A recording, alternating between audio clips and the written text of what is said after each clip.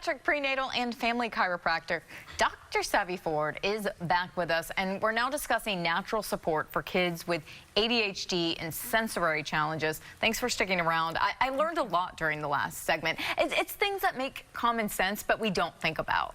Absolutely. Okay, so where does this come into play as children begin to age and are showing signs of sensory conditions and challenges? Yeah, well, when we talk about ADHD and we talk about sensory challenges, it's all rooted in our nervous system and how it's functioning.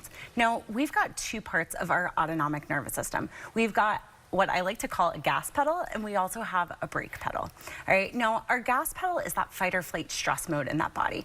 It is our go, go, go mode, right? And then we have the brake pedal that allows us to be able to calm down, to focus, to regulate.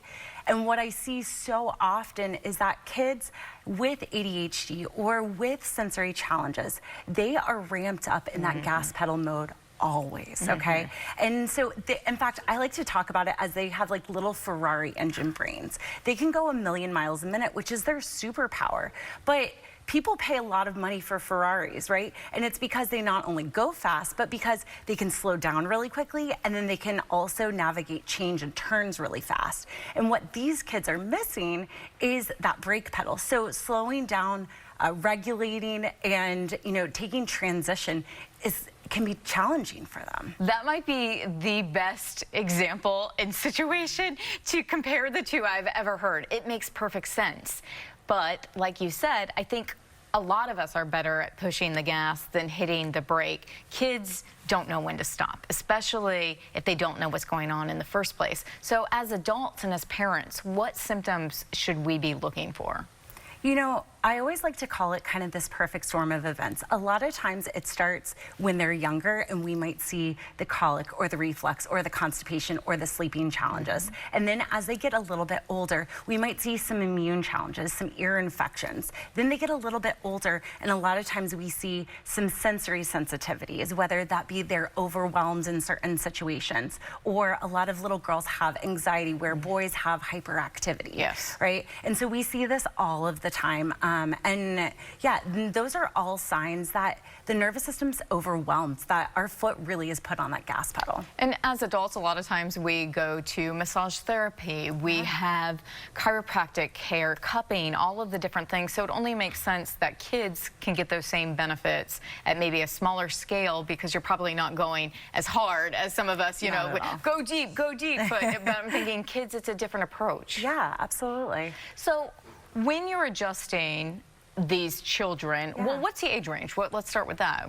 I mean, it can literally range from birth to adulthood. And continue it. And continue it, yeah. So there is no too early to start. Now, do kids ever have any apprehension, or are they worried about what's going to happen there on the table? How do you handle that?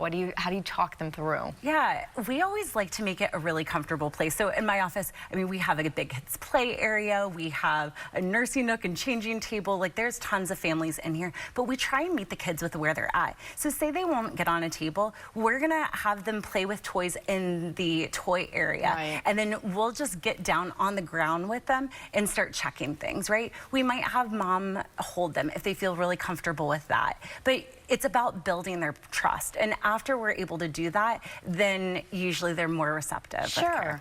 You have helped so many kids. How many babies? I probably countless. Are there any stories that stand out where you saw just noticeable improvements that have helped everyone in their life? Yeah, I had this one kiddo, Ethan. He came to me at 3 years old. He was completely nonverbal, and within about a month of care, he started saying the alphabet. And then within 3 months of care, he was speaking in full sentences. He was interacting with his siblings. And then by the time he was 5 years old, he went into a general ed class which is fantastic. That's incredible.